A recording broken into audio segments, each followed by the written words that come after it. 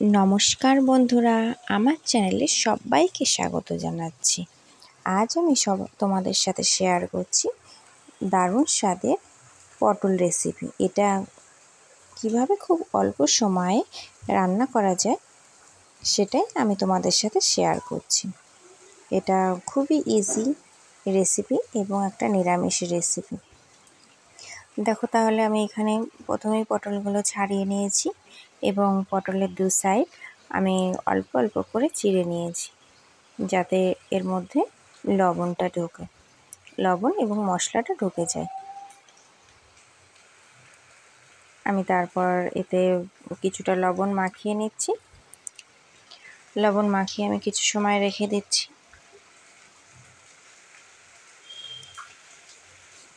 তারপর গ্যাসের ওভেনে আমি একটা কড়াই বসিয়ে দিয়ে তাতে পরিমাণ মতো সর্ষের তেল দিয়ে দিচ্ছি। তেলটা ভালোভাবে গরম হয়ে গেলে আমি একে একে পটলগুলো এর মধ্যে ছেড়ে দিচ্ছি।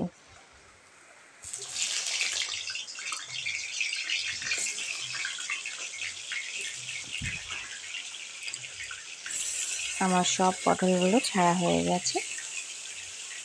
এবার আমি খুন্তি দিয়ে একটু নাড়াচাড়া করে দেব। এই সময় আমি গ্যাসের ফ্লেমটা মাঝারিতে রেখে দিয়েছি।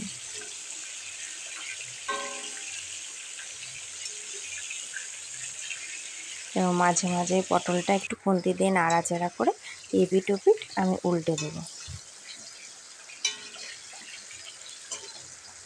ভাজাটা হতে বেশ খানিকটা সময় লাগবে, কেননা আমি গ্যাসের আঁচটা কমিয়ে দিয়ে ভাজছি।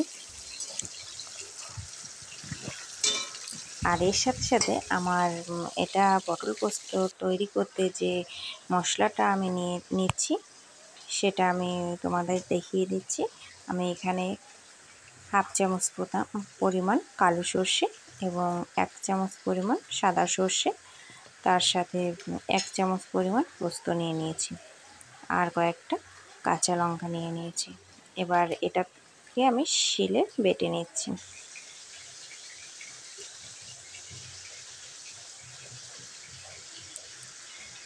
আমি এখানে মিক্সি ইউজ করলাম না, আমি মশলাটা শিলেই বেটে নিচ্ছি। আর এদিকে আমার পটলগুলো ভাজা হয়ে গেছে।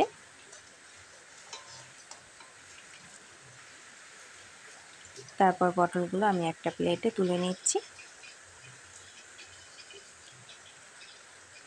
আর কড়াইতে ফোড়ন দিয়ে দিচ্ছি কালো জিরে, তেজপাতা, শুকনো লঙ্কা।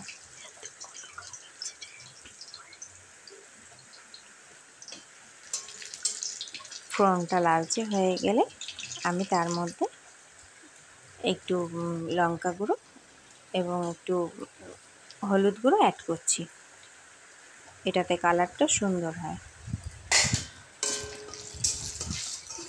এবার আমি ভেজে রাখা পটলগুলো দিয়ে দিয়েছি, দিয়ে খুন্তি দিয়ে নাড়াচাড়া করে তার মধ্যে আমি যে পেস্টটা করেছিলাম সেটা দিয়ে দিচ্ছি।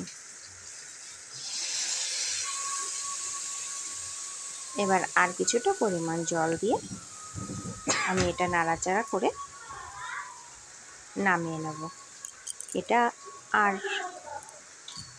এটাতে আমি একটু চিনি আর নামানোর কিছু সময় আগে আমি একটু কাঁচা সর্ষের তেল দিয়ে দেবো।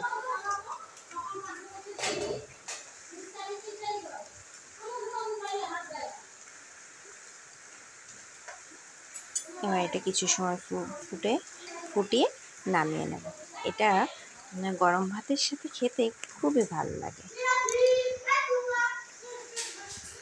রেসিপিটা দেখতে দেখতে যদি কখনো ভালো লেগে যায় তাহলে একটু লাইক কমেন্ট করে দেবেন।